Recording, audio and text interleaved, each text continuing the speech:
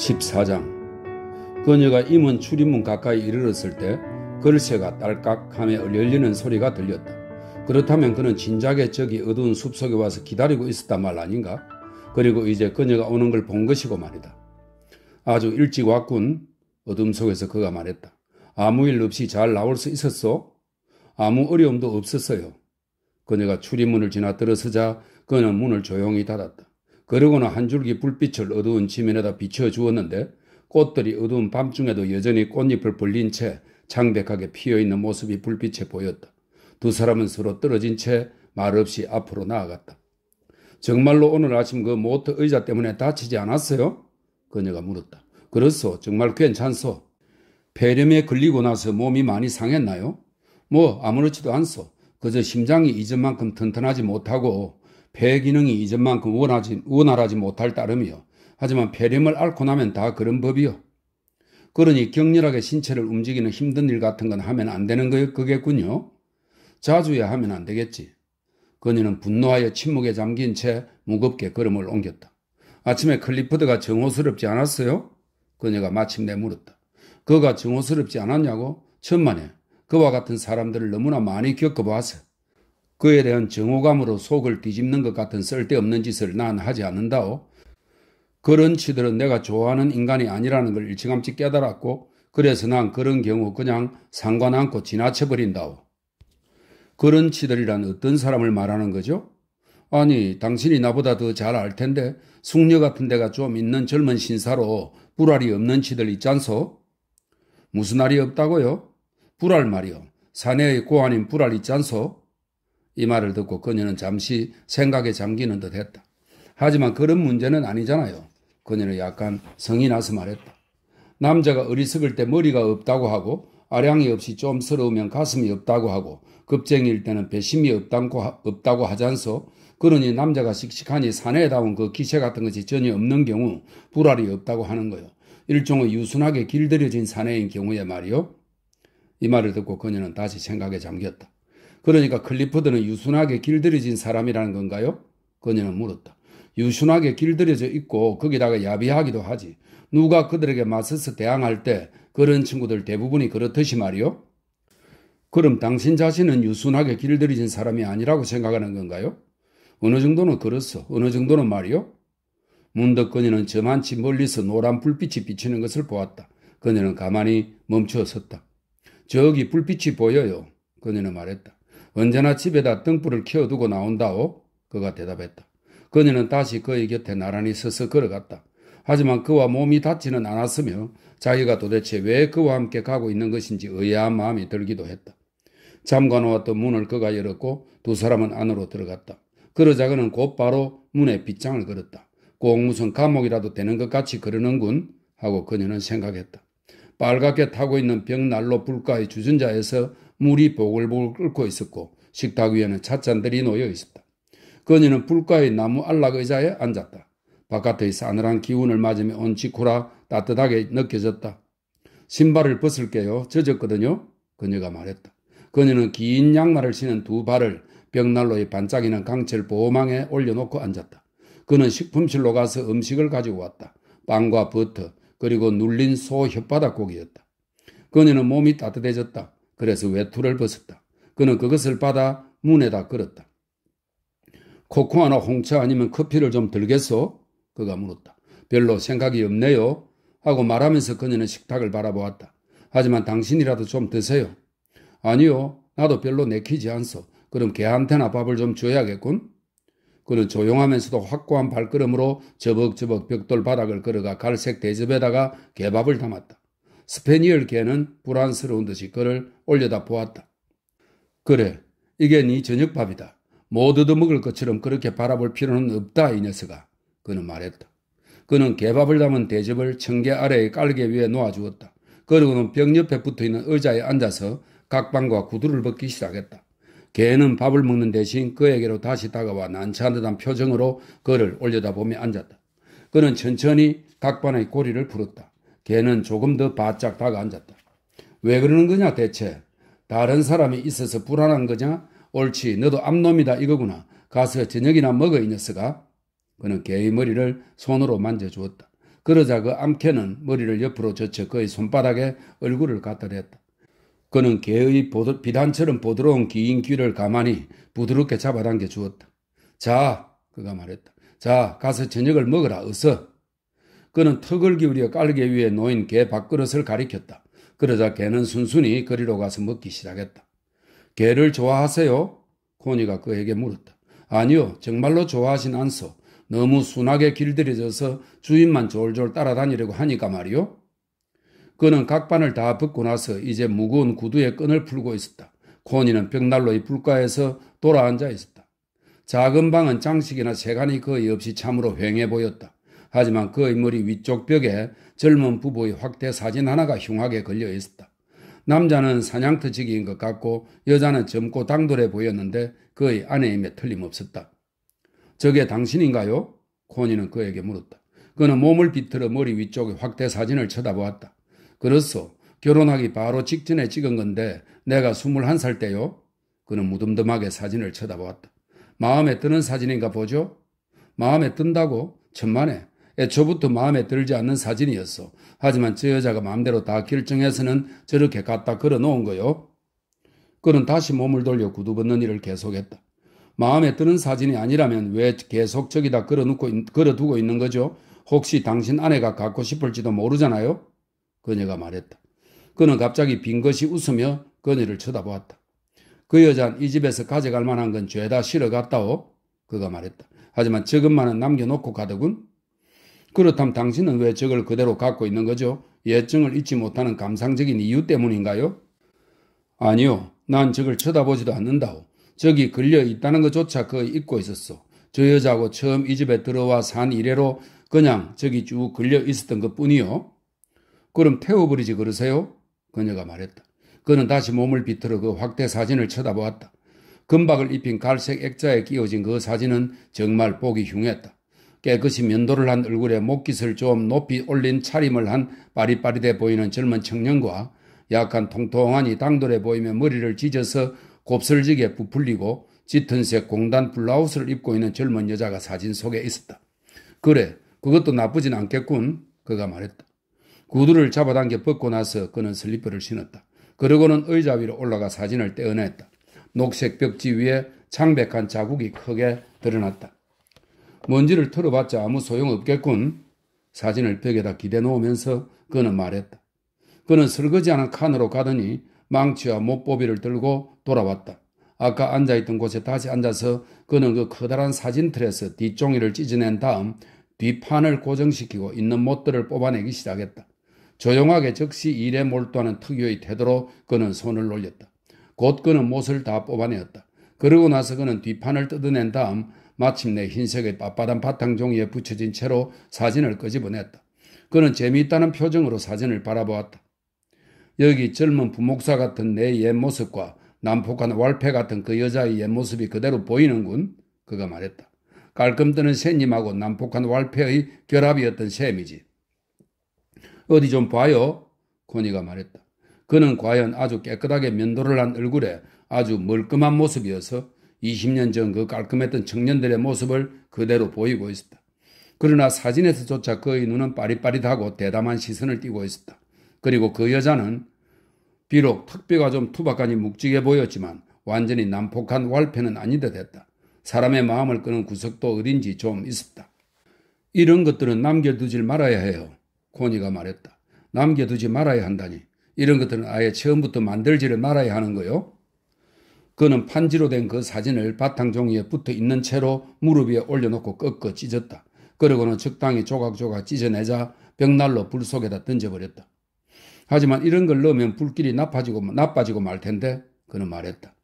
액자의 유리와 뒷판은 조심스럽게 위층에 갖다 놓았다. 액자의 틀은 망치로 몇 번 쳐서 조각을 냈는데 석고가 이리저리 튀어올랐다. 그러고 나서 그는 그 부서진 조각들을 설거지 칸에다 갖다 놓았다.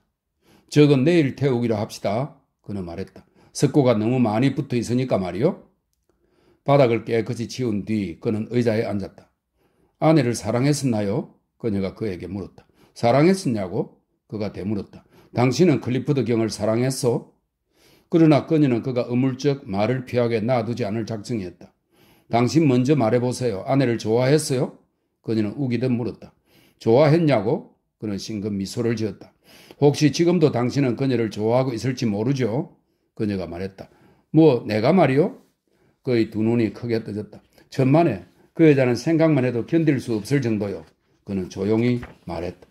왜요? 그러나 그는 고개를 잘 가로저었다. 그럼 왜 당신은 이혼을 하지 않는 거죠? 그러다가 그 여자가 어느 날 당신한테 돌아와 버리면 어쩌려고요? 코니는 물었다. 그는 날카로운 시선으로 그녀를 쳐다보았다. 그 여자는 내가 있는 데라면 1마일 근처도 다가오지 않을 거요. 내가 미워하는 것보다 훨씬 더 지독하게 나를 미워하니까 말이요. 두고 봐요. 그녀는 당신한테 돌아오고 말걸요. 절대 그러지 않을 거요. 그건 틀림없어. 그 여자 얼굴만 다시 봐도 난 구역질이 나고 말 거요. 당신은 그녀를 다시 만나게 될 거예요. 당신들은 법적인 별거를 하고 있는 것도 아니잖아요. 안 그래요? 그렇긴 하지. 글쎄. 그러니 그녀는 돌아오고 말 거고 그러면 당신은 그녀를 받아들일 수밖에 없을 거예요. 그는 코니를 빤히 응시했다. 그러더니 머리를 묘하게 휙 뒤로 젖히며 말했다. 당신 말이 맞을지도 모르오. 내가 이곳에 돌아온 것은 바보 같은 짓이었어. 하지만 난 궁지에 처박힌 느낌이었고 그래서 어디든 찾아가야만 했어. 사내란 바람에 떠밀려 이리저리 떠돌아다니는 가련한 불황자 같은 존재요. 하지만 당신 말이 맞소. 내 곧 이혼을 하고 깨끗이 정리할 것이요. 관리며 법원이며 판사 따위들 그런 것들은 정말 죽는 것만큼이나 혐오스럽지만 다 참고 그쳐내고 말겠소. 내 곧 이혼을 하겠소. 그리고 그녀는 그가 어금니를 악무는 것을 보았다. 마음속으로 그녀는 크게 기뻐했다. 이제 차 한잔 마시고 싶군요. 그녀가 말했다. 그는 일어나서 차를 탔다. 그러나 얼굴은 결의에 차 있었다. 식탁 앞에 함께 앉았을 때 그녀는 그에게 물었다. 당신은 왜 그 여자와 결혼했나요? 그 여자는 당신보다 수준이 낮은 사람이었잖아요. 볼튼 부인한테서 그 여자에 대한 이야기를 좀 들었어요. 볼튼 부인은 당신이 왜 그 여자와 결혼했는지 이해할 수가 없다고 하더군요. 그는 그녀를 빤히 쳐다보았다. 좋소. 얘기해 주겠소. 그는 말했다. 내가 첫 여자를 만난 것은 16살 때였어. 그녀는 저쪽 올러튼에 있는 학교 선생의 딸이었는데 예쁘고 정말 아름다운 아가씨였어. 난 프랑스어와 독일어를 조금 할 줄 알았고 상당히 돋보이는 편이어서 사람들한테 셰필드 문법 학교를 나온 제법 똑똑한 청년이라는 말을 듣고 있었다오. 그녀는 평범한 것을 싫어하는 낭만적인 아가씨였어. 그녀의 부추김을 받아 난 시와 독서에 열중하게 되었어.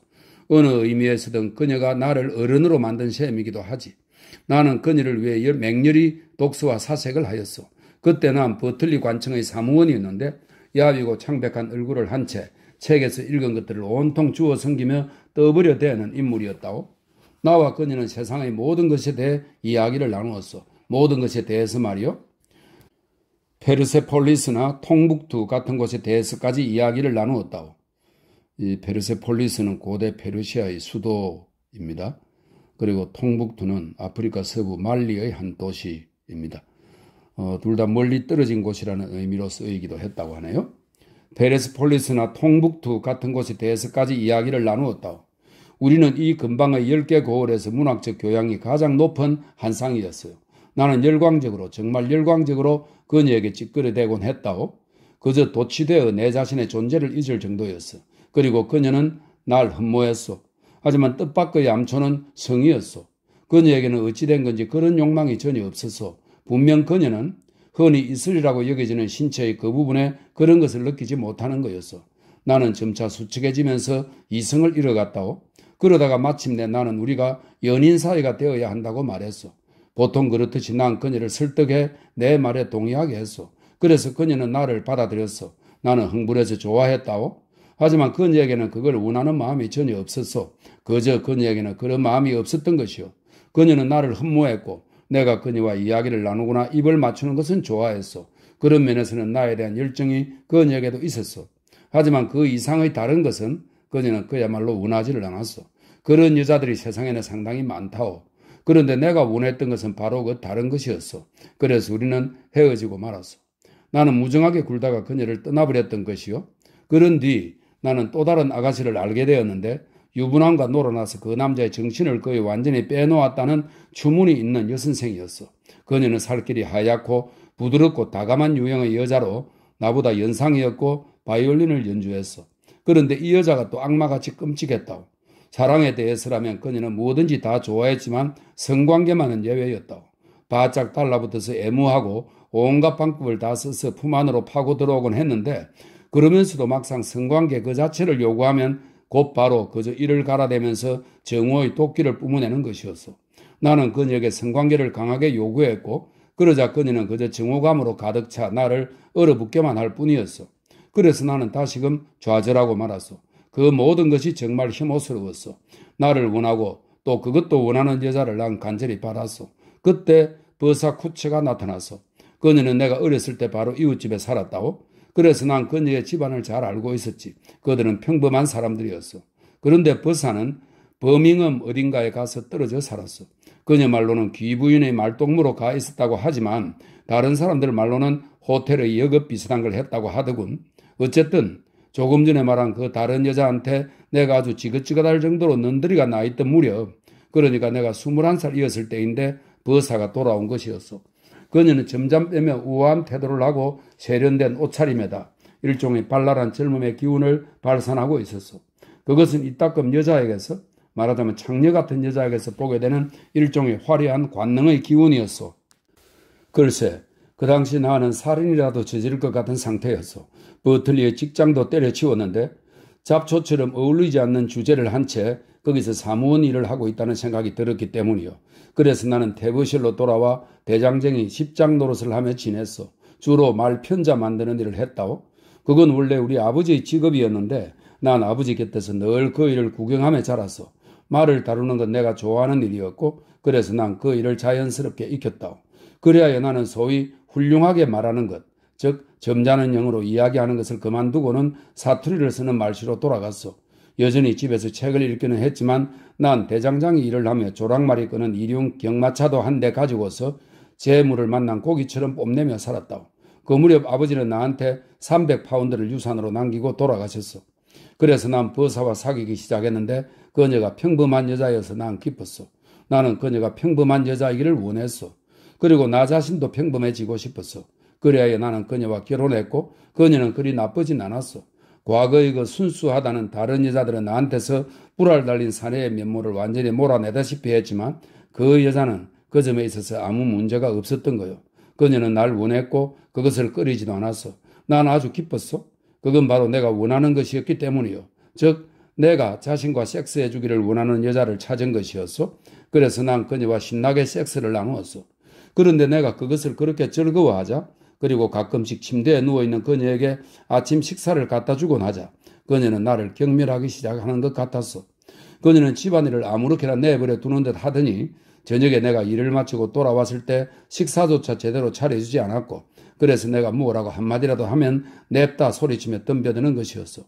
나도 발끈하여 아주 격하게 대그리를 했어.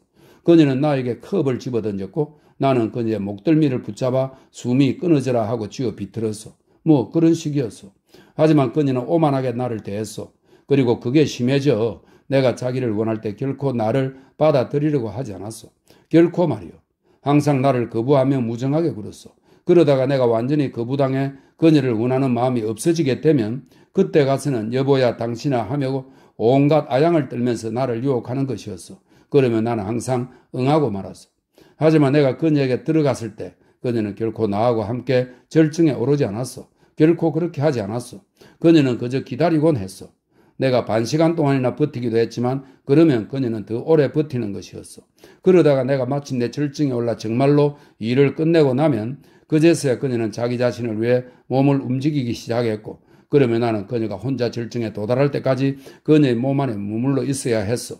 그녀는 혼자 몸을 비틀어대고 소리를 질러대면서 하체의 그 부분을 나를 꽉 움켜잡은 채 쥐어대었고 그러다가 마침내 절정에 이르러서는 완전히 황홀경에 빠지는 것이었어. 그러고 나서는 이렇게 말하곤 했어. 참말로 좋았어요 하고 말이요. 차츰 난 그게 지긋지긋해졌어. 그런데 그녀는 점점 고약해져 가기만 했어. 그녀는 점점 힘들게 절정에 도달하는 것 같더니 나의 그 아랫부분을 잡아 찢듯 물고 늘어지곤 했어. 그건 마치 새가 뿌리로 거기를 쪼아 찢어 발기는 것과도 같았어. 분명코 흔히들 여자는 그 아랫부분이 무화과처럼 부드럽다고 생각할 거요. 하지만 내 말하건대 진짜 여자 색광들은 두 다리 사이에 새의 부리 같은 것이 있어 그걸로 남자가 지긋지긋하여 견딜 수 없을 때까지 계속 쪼아 발긴다오. 그저 혼자만 죽도록 쪼아라 하고 쪼아 발기며 소리를 질러대는 것이요. 흔히 남자들의 이기적 성욕에 대해 말들을 하지만 여자의 가차 없이 쪼아 발기는 부리질에 비교하면 근처에도 못 간다고 난 생각하오. 놀이나 매춘부 같이 일단 여자가 그런 식으로 발달에 빠져들면 말이요. 그런데 내 아내가 바로 그렇게 자신을 어쩌지 못하는 여자였던 거요. 난 그녀에게 이야기를 했고 얼마나 그게 싫은지 말했어. 그러자 그녀는 애를 써보기도 했어. 그녀는 가만히 누워서 내가 일을 주도하게끔 하려고 해보았어. 그녀는 정말 그렇게 하려고 애를 써보았어. 하지만 소용없었어. 그녀는 내 움직임으로부터 아무런 느낌도 받지 못하는 것이었어. 그녀는 그 일을 자신이 해야만 했어. 자기가 마실 커피를 스스로 갈아야 했던 것이요. 그래서 그것은 다시 그녀에게 미쳐 날뛰는 욕망으로 돌아왔고 그녀는 자신을 풀어던져 쪼아 발기고 물어 찢어야만 했어. 마치 그녀의 뿌리 끝, 즉 문지름에 찢어 발기는 바깥의 뾰족한 맨 끝부분 이외에는 아무 감각이 없는 것 같았어. 노련한 창녀들이 바로 그렇다고 남자들은 말하더군. 그것은 그녀 안에 있는 저급한 종류의 자기의지, 일종의 미쳐 날뛰는 자기의지였어. 술에 중독된 여자처럼 말이요. 결국 난 더 이상 견딜 수 없었어. 우리는 따로 떨어져서 잠을 잤어. 그녀가 먼저 그렇게 하기 시작했어. 한바탕 날뛰며 발작을 일으키고 날 때 나에게서 떨어져 있고 싶다면서 그러기 시작한 것인데 그럴 때면 내가 자기를 좌지우지하려고 한다나 어쩐다나 하며 악을 쓰는 것이었어. 그래서 그녀는 자기 방을 따로 쓰기 시작했어. 하지만 시간이 지나자 오히려 거꾸로 내가 그녀를 내 방에 들어오지 못하게 하는 형세로 바뀌었어. 정말로 난 그녀가 들어오지 못하게 했어. 나는 그녀와 하는 거짓이 정말 싫었고 그녀도 날 증오했어. 정말이지. 아이가 태어나기 전에 그녀는 날 얼마나 증오했는지 모른다오. 그녀가 증오심에서 아이를 임신한 건 아닌가 하는 생각이 자주 들고 날 정도였다오. 어쨌든 아이가 태어났고 그 뒤로 나는 그녀를 내버려 두었어. 그러다 전쟁이 일어났고 나는 군에 입대해버렸어. 그리고 나중에 돌아왔을 때 그녀가 지금의 그 사내와 스택스 게이트에서 함께 살고 있다는 사실을 알게 되었어. 그는 말을 중단했는데 창백한 얼굴이었다. 스택스 게이트의 그 남자는 어떤 사람인데요? 코니가 물었다. 다 큰 아기 같은 친구로 말씨가 아주 천한 사내요. 그녀한테 꼼짝 못하고 휘어잡혔는데 둘 다 술에 쩔어 산다더군. 세상에 그런 여자가 돌아오면 어쩌지요? 정말이지 그렇소. 난 그저 박차고 나가 다시 어디로든 사라져버리고 말 거요. 침묵이 흘렀다. 불 속에 던져진 뜨거운 판지 사진은 이미 뿌옇게 재로 변해 있었다. 그러니까 당신을 원하는 여자를 마침내 정말 만나긴 했는데 코니가 말했다. 이번엔 바라던 것이 좀 지나치게 이루어졌던 셈이로군요. 맞소. 그런 셈이요. 하지만 그렇다고 해도 난 몸뚱이 없는 가짜 여자들보다는 차라리 그 여자를 택할 거요.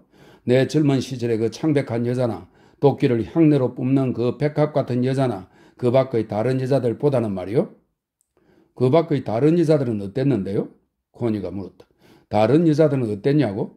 그 밖의 다른 여자는 나에게 없어. 다만 내 경험으로 보건대 대다수 여자들이 그렇다는 말이요. 여자들 대부분이 남자를 원하긴 하지만 섹스는 원하지 않는다오. 다만 그의 일부로서 그것을 참고 있을 뿐이지. 좀 구식인 여자들의 경우는 그저 존재하지 않는 듯이 자리에 가만히 누워서 남자가 일을 치르게 한다오. 그런 다음 싹 잊어버리고는 다시 남자를 좋아하지. 그들에게 있어 실제 관계하는 행위 자체는 아무 의미도 없는 그저 약간 불쾌한 느낌을 주는 것일 뿐이라오.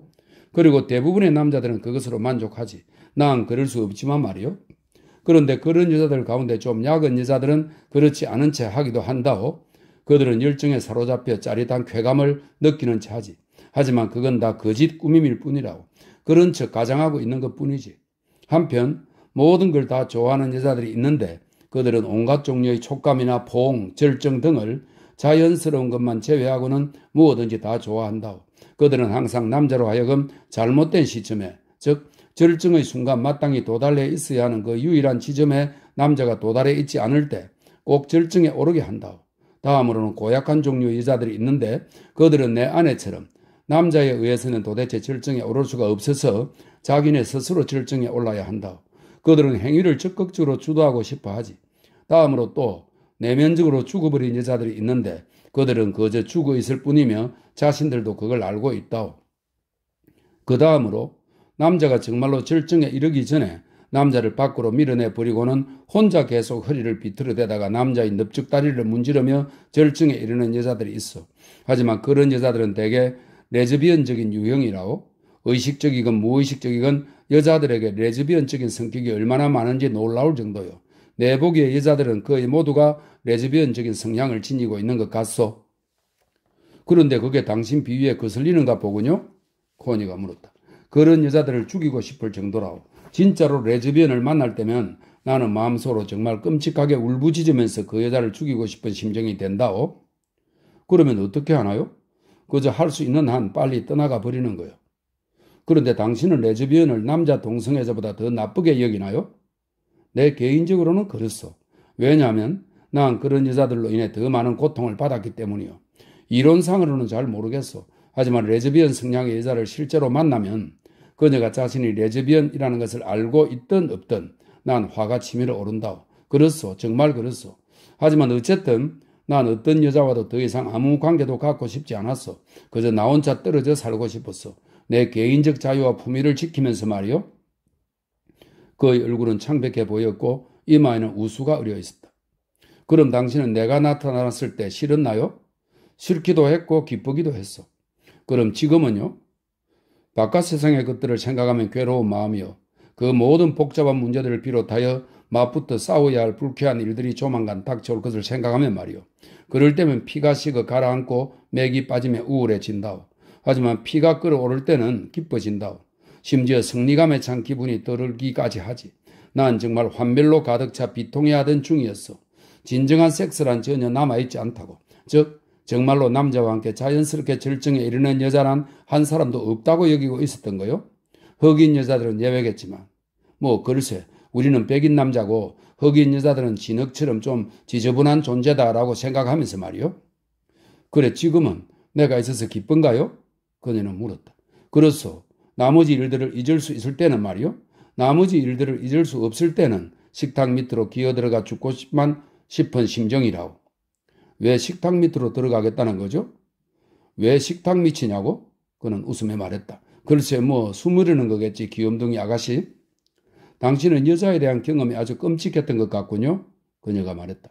보다시피 난 스스로를 기만할 수가 없었어. 대부분의 남자들은 그걸 그저 얼렁뚱땅 넘어가 버린다오. 그들은 그저 대충 어떤 태도를 취하고는 그 짓을 받아들이는 거지. 하지만 난 스스로를 속일 수가 없었어. 난 내가 여자에게서 무엇을 원하는지를 알고 있었고 그래서 그걸 얻지 못했는데도 얻었다고 결코 거짓말할 수가 없었던 것이요. 그럼 지금은 그걸 얻은 건가요? 그런 것 같소. 그렇다면 왜 그렇게 창백하고 우울한 얼굴이세요? 뱃속 가득 기억으로 차있기 때문이라. 그리고 아마 나 자신이 두려워서 그렇기도 할 거고. 그녀는 말없이 앉아 있었다. 밤이 깊어가고 있었다. 당신은 그게 그렇게 중요하다고 생각해요? 남자하고 여자의 관계 말이에요. 그녀가 그에게 물었다. 나에겐 그렇소. 나에겐 그게 인생의 핵심 문제라오. 한 여자와 제대로 된 관계를 맺느냐가 말이요. 만약 당신이 그런 관계를 맺지 못한다면요? 그럼 그것 없이 살아가야 하겠지. 그녀는 다시 잠깐 생각에 잠겨 있다가 물었다. 여자와의 관계에 있어서 당신은 항상 올바르게 행동했다고 생각해요? 천만에 아내가 그렇게 된 것은 바로 내 탓이기도 하다오. 내 잘못이 아주 컸소. 바로 내가 아내를 망쳐놓은 셈이지. 게다가 나는 남을 대단히 못 믿는 사람이요. 당신도 그건 예상하고 있어야 할 거요. 나는 여간에서는 그 누구도 마음속으로 잘 믿지 않소. 그런 점에서 나 역시 거짓이 많은 사람인지도 모르오. 어쨌든 나는 남을 잘 믿지 않소. 게다가 애정이란 것은 남에게 잘못 주어서는 안 되는 것이기도 하다오. 그녀는 그를 쳐다보았다. 피가 끓어오를 때 몸이 느끼는 것을 당신은 믿지 않을 수가 없지요. 그녀가 말했다. 그럴 때는 믿지 않을 수가 없지요. 안 그래요? 그렇소. 슬프게도 말이요. 바로 그게 내가 그 모든 공경에 빠졌던 이유라오. 그리고 바로 그 때문에 내 마음이 그토록 철저하게 남을 믿지 못하는 것이기도 하고. 당신 마음이야 뭐 믿지 못하는 대로 그냥 내버려 두세요. 그건 별로 중요하지 않잖아요. 개가 깔기 위해서 불편한 듯 한숨을 내쉬었다. 재로 덮인 불길은 기운이 약해져 있었다. 우리 둘은 영락없이 지쳐 빠진 한 쌍의 폐잔병인 셈이군요. 코니가 말했다. 당신도 지쳐 빠진 폐잔병이다 이 말이지? 그는 웃으며 말했다. 그런데 이제 함께 다시 싸움터로 돌아가고 있는 셈이로군. 그래요. 전 정말로 두렵게 느껴져요. 그렇소. 그는 자리에서 일어나 그녀의 신발을 잘 마르게끔 놓아두고는 자기 신발도 흙을 닦은 뒤 불 가까운 데다 세워두었다. 내일 아침에 신발에 기름칠을 할 것이다. 그는 꼬챙이로 푹푹 쑤셔서 판지 사진의 타고남은 재를 가능한 한 불길 밖으로 떨궈내었다. 불에 타고나서조차 이건 혐오스럽군. 그는 말했다. 그런 다음 그는 내일 아침에 뗄 장작을 가져다 벽난로 안쪽의 시렁에다가 얹어두었다. 그러고는 잠깐 동안 개를 데리고 밖으로 나갔다. 그가 돌아왔을 때 코니는 말했다. 나도 잠깐 나갔다 오고 싶어요. 그녀는 혼자 어둠 속으로 나갔다. 머리 위에는 별이 총총 떠 있었다. 밤 공기에 실려오는 꽃 향기를 맡을 수 있었다. 그리고 그녀는 젖은 신발이 다시 더욱 촉촉하게 젖어드는 것을 느낄 수 있었다. 그러나 그녀는 문득 어디론가 멀리 떠나가고 싶은 생각이 이 남자와 그 모든 사람들로부터 곧장 떨어져 멀리 떠나가 버리고 싶은 생각이 들었다. 날씨가 추웠다. 부르르 몸서리를 치면서 그녀는 남자의 집으로 돌아갔다. 그는 나직하게 타고 있는 벽난로의 불 앞에 앉아 있었다. 아유 추워라. 그녀는 부르르 몸서리를 쳤다. 그는 장작을 불에다 밀어 넣고는 다시 가서 장작을 더 가져다가 불길이 탁탁 소리를 내며 굴뚝 가득 치솟도록 불을 피웠다. 너울거리며 노랗게 타오르는 불길에 두 사람 모두 얼굴과 영혼이 따뜻하게 녹으면서 행복한 기분이 되었다. 마음 쓰지 마세요 하고 말하면서 그녀는 말없이 떨어져 앉아있는 그의 손을 잡았다. 최선을 다하면 되는 거잖아요. 그렇소. 그는 한숨을 쉬며 일그러진 미소를 지었다. 그녀는 그에게로 몸을 옮겨 불을 앞에 두고 앉아있는 그의 품속으로 살며시 안겨들었다. 그러니 잊어버리세요. 그녀는 속삭였다. 다 잊어버리세요. 훈훈하게 퍼지는 불기운을 받으며 그는 그녀를 꼭 껴안았다. 불꽃 그 자체는 마치 망각의 움직임과도 같았다. 그리고 지그시 느껴지는 그녀의 부드럽고 따뜻하며 무르익은 몸의 무게, 천천히 그의 피가 역류하는 듯 하더니 다시금 되돌아 흘러나가면서 거센 힘과 저돌적인 정력이 솟구치기 시작했다. 아마 당신의 그 여자들도 정말로는 당신과 함께 절정에 올라서 당신을 제대로 사랑하고 싶었을 텐데 다만 그렇게 할 수 없었던 것뿐일 거예요. 그게 다 그 여자들의 잘못만은 아닐 거예요. 그녀가 말했다. 나도 알고 있어. 나 자신이 바로 발에 밟혀 등뼈가 부러진 뱀같이 형편없는 존재였다는 걸 내가 모른다고 생각하는 거요? 그녀는 갑자기 그에게 바짝 달라붙었다. 그녀는 그 모든 것을 다시 시작하고 싶지 않았었다. 하지만 무슨 심술에선지 말을 꺼내고 말았던 것이다. 하지만 이제는 아니잖아요. 그녀는 말했다. 이제는 그런 존재가 아니잖아요. 발에 밟혀 등뼈가 부러진 뱀 같은 존재가 말이에요. 내가 지금 어떤 존재인지 난 모르겠어. 어쨌든 앞으로 암담한 날들이 닥칠 것이요. 아니에요. 그녀는 항변하며 그에게 바짝 매달리듯 달라붙었다. 어째서요? 어째서 그렇죠? 앞으로 암담한 날들이 우리 둘과 다른 모든 사람들에게 닥쳐올 거요. 그는 예언하듯 우울하게 되풀이해서 말했다. 아니에요. 그런 말이랑 하지 마세요. 그는 잠자코 있었다. 그러나 그녀는 그의 내면에 있는 암담한 절망의 공허를 느낄 수 있었다. 그것은 모든 욕망을 죽이고 모든 사랑을 죽이는 것이었다. 그것은 남자들의 내면에 있는 어두운 동굴과 같은 것으로 그 안에서 그들의 영혼이 상실되어 버리는 그런 절망이었다. 그런데 섹스에 대해 당신이 하는 말은 정말 아주 무정하게 들리는군요. 그녀가 말했다. 당신이 원하는 것은 마치 당신 자신의 쾌락과 만족뿐이었던 것 같으니 말이에요. 그녀는 신경질적으로 그에게 맞서 항변하고 있었다.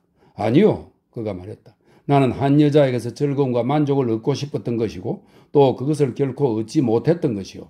왜냐하면 여자가 나에게서 즐거움과 만족을 똑같이 얻지 못할 때 나도 그녀에게서 그것들을 결코 얻을 수가 없기 때문이요. 그런데 그런 경우가 한 번도 없어서 두 사람이 일치되어야 그런 일은 일어날 수 있는 법이요. 하지만 당신은 상대 여자들을 결코 믿지 않았던 거예요. 당신은 나조차도 진정으로 믿지 않고 있어요. 그녀는 말했다. 여자를 믿는다는 것이 무슨 말인지 잘 모르겠어. 보세요. 바로 그거예요. 그녀는 여전히 그의 무릎 위에 몸을 웅크린 채 안겨 있었다. 그러나 그의 마음은 멍하니 잿빛으로 흐려져 있었다. 그의 마음은 그 자리에서 떠나 그녀를 받아줄 수 없는 곳에 가 있었다. 그리고 그녀가 뭐라고 한마디 할 때마다 그의 마음은 더욱더 멀리 달아났다. 그럼 당신이 정말로 믿는 것은 대체 무엇이지요? 그녀는 고집스럽게 물었다. 모르겠소. 믿는 게 아무것도 없는 거겠죠? 내가 이제껏 알아온 그 모든 남자들처럼 말이에요. 그녀는 말했다. 두 사람 다 말없이 있었다. 그러다가 그가 침묵에서 깨어나며 말했다. 아니요. 나 무언가 정말로 믿는 것이 있어. 가슴이 따뜻하다는 것의 가치를 난 믿어.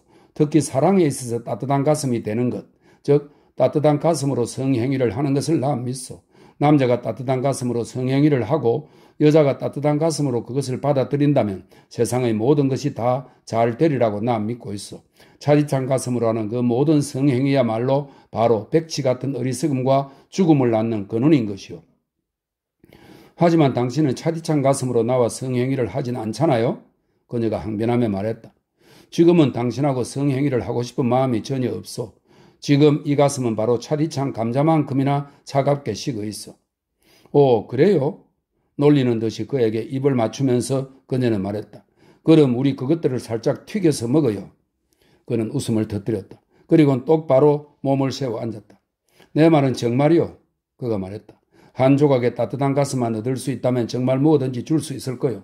하지만 여자들은 그걸 좋아하지 않소. 당신조차도 진정으로 그것을 좋아하지 않고 있어. 당신이 좋아하는 것은 그저 근사하고 강렬하며 날카롭게 꿰뚫는 차가운 가슴의 성행위인데 그러고 나서는 그게 온통 설탕처럼 달콤한 것이라 꾸미고 있는 것뿐이요. 나에 대한 당신의 애정 같은 게 과연 어디 있는지 한번 말해봐요. 당신은 고양이가 개를 받아보듯이 나를 의심스럽게 바라보고 있어. 내 말하건대 부드러운 애정과 따뜻한 가슴이 되는 것조차 두 사람의 일치가 있어야만 하는 것이요. 당신은 분명 성행위를 좋아하지만 동시에 그 행위가 무언가 훌륭하고 신비스러운 것으로 불리기를 바라고 있어. 그저 당신 자신의 그만한 자존심을 만족시키기 위해서 말이요. 당신의 그만한 자존심은 그 어떤 사내의 존재보다도 또는 한 사내와 함께 있는 것보다도 더 아마 한 50배쯤은 더 당신에게 중요한 것이니까 말이요. 하지만 그건 바로 내가 당신에게 하고 싶은 말이라고요. 당신은 그만한 자존심을 빼면 아무것도 아니니까요. 오호라, 그렇다면 좋소. 그는 마치 자리에서 일어나고 싶은 것처럼 몸을 움직이며 말했다. 그럼 우리 따로 떨어져 있읍시다. 차라리 죽고 말지 차디찬 가슴으로 하는 성행위는 더 이상 하고 싶지 않으니까 말이요. 그녀는 그에게서 몸을 빼내며 빠져나왔고 그는 일었었다. 나라고 그런 걸 원하는 줄 아세요? 그녀가 말했다.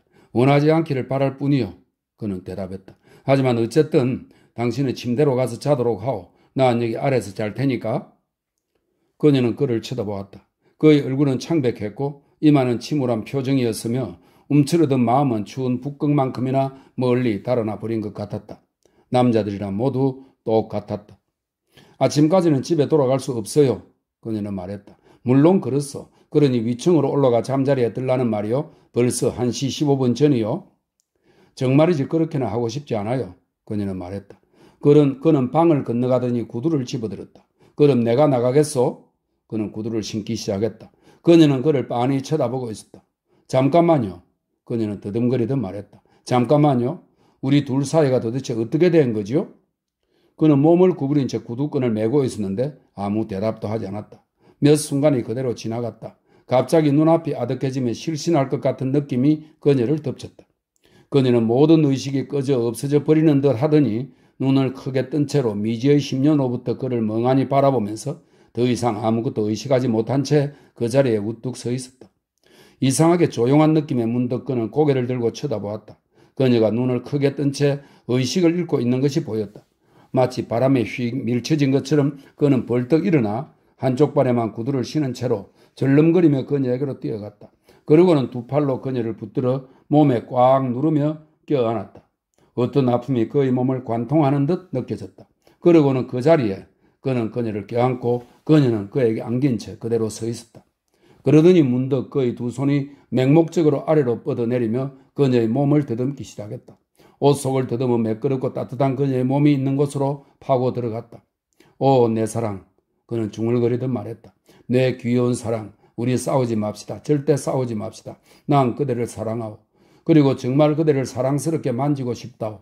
나하고 다투지 마오. 그러지 마오. 정말 그러지 마오. 우리 떨어지지 말고 함께 있읍시다. 그녀는 얼굴을 들어 그를 쳐다보았다. 놀라지 마세요. 그녀는 차분히 말했다. 놀랄 필요 없어요. 당신 정말로 나하고 떨어지지 않고 함께 있고 싶은 거예요? 그녀는 두 눈을 크게 뜨고 차분한 시선으로 그의 얼굴을 들여다보았다. 그는 손길을 멈추더니 갑자기 조용해지면서 얼굴을 한쪽으로 돌렸다. 그의 온몸은 완전히 조용히 멈춘 채 움직이지 않았다. 하지만 떨어져 물러서지는 않았다.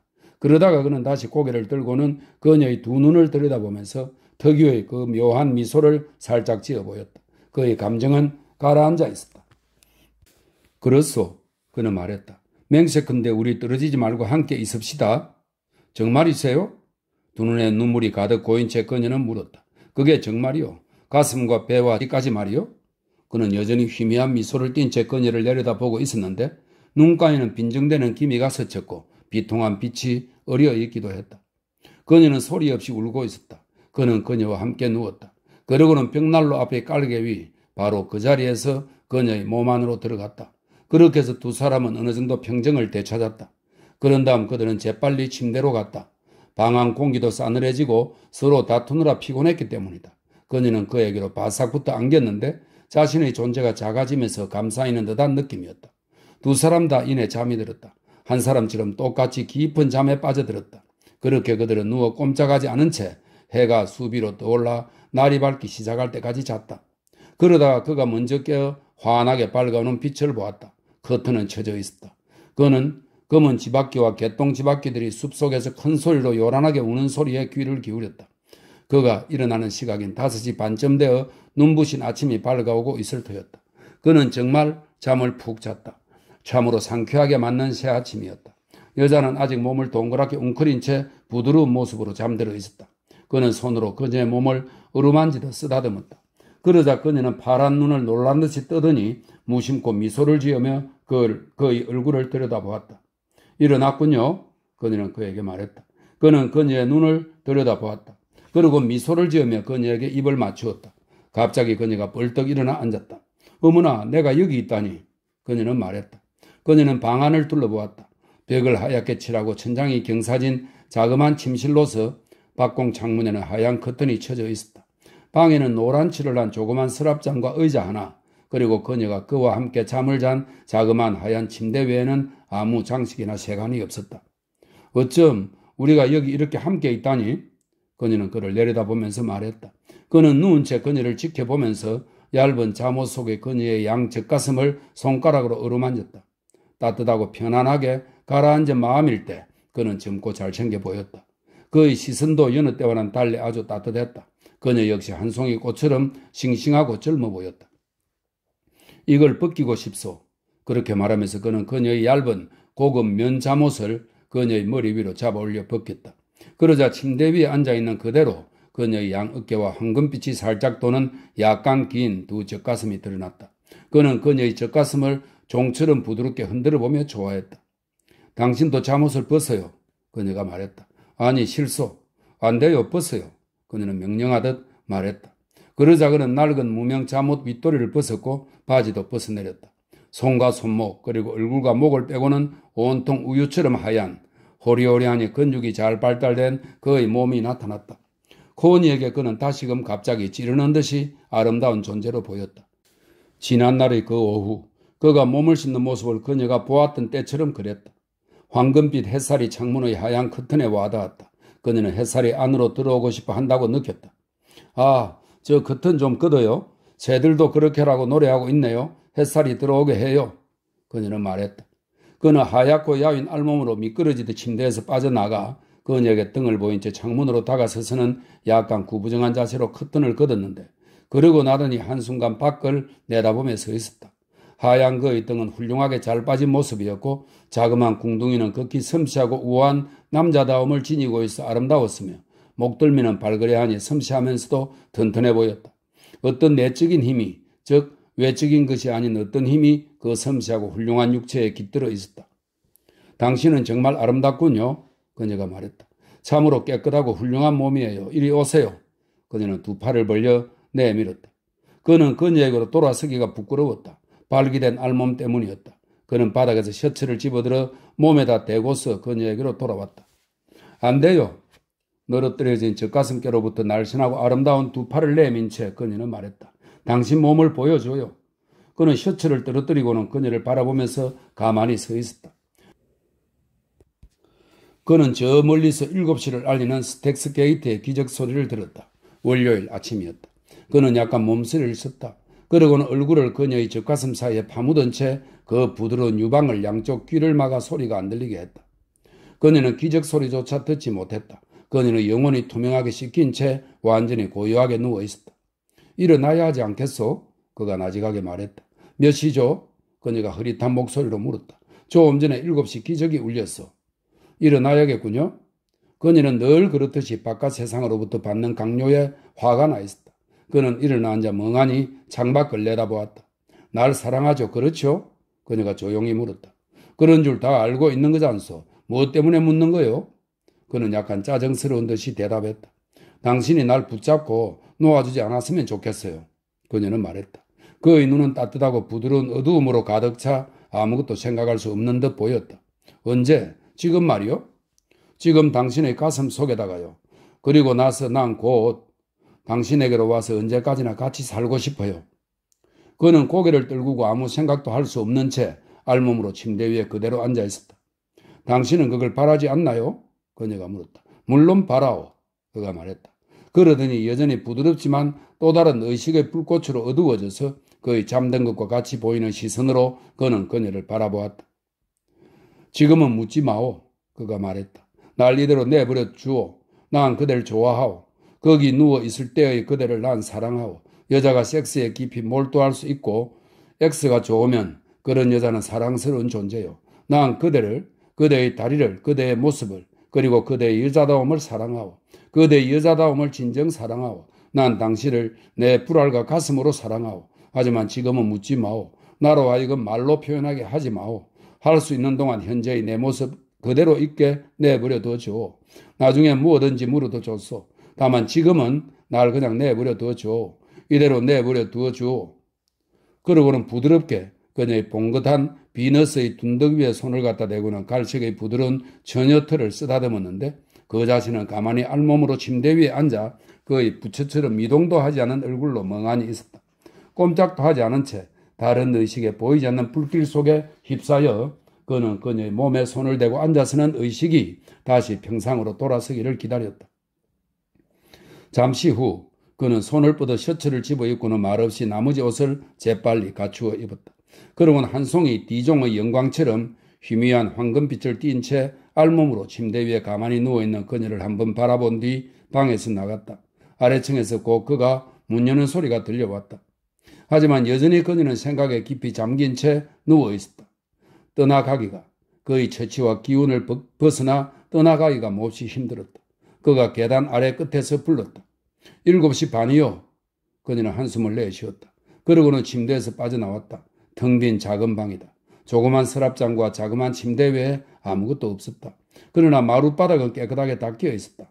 그리고 구석의 박공 창문 옆에는 책 몇 권이 꽂힌 선반이 하나 있었는데 순회 도서관에서 빌린 책도 몇 권 있었다. 그녀는 한번 살펴보았다. 볼셰비키주의 러시아에 관한 책들과 여행서 몇 권, 원자와 전자에 관한 책 한 권, 그리고 지구 중심부의 구성과 지진의 원인에 관한 책도 한 권 있었다. 그리고 소설이 몇 권 있었고 인도에 관한 책이 3권 있었다. 그래, 결국 그는 독서를 하는 사람이었던 것이다. 햇살이 박공 창문으로 들어와 그녀의 벌거벗은 손발을 비추었다. 바깥에서 그에게 플로시가 이리저리 돌아다니는 모습이 보였다. 개암나무 숲은 초록빛의 엷은 안개에 쌓여 있는 듯 했고 나무들 밑에 땅은 암록색의 산쪽 풀로 덮여 있었다. 새들이 날아다니면서 즐겁게 지저귀며 노래하는 맑고 상쾌한 아침이었다. 이대로 여기 머무를 수만 있다면 얼마나 좋을까. 저 연기와 철의 끔찍한 바깥 세상이 없기만 하다면, 오직 그의만으로 하나의 세계를 삼을 수 있다면. 그녀는 아래층으로 내려갔다. 가파르고 좁은 나무 청개였다. 하지만 그녀는 이 작은 집으로도 만족할 것이다. 그 자체로 하나의 세계를 이루기만 한다면 말이다. 그는 세수를 해 상쾌하게 보였고 벽난로의 불길은 활활 타고 있었다. 뭘 좀 들겠소? 그가 말했다. 아니요, 빛만 좀 빌려주세요. 그녀는 그를 따라 설거지 칸으로 가서는 빛을 받아 뒷문 옆에 걸린 손바닥만한 거울 앞에서 머리를 빗었다. 그러고 나자 떠날 준비는 끝났다.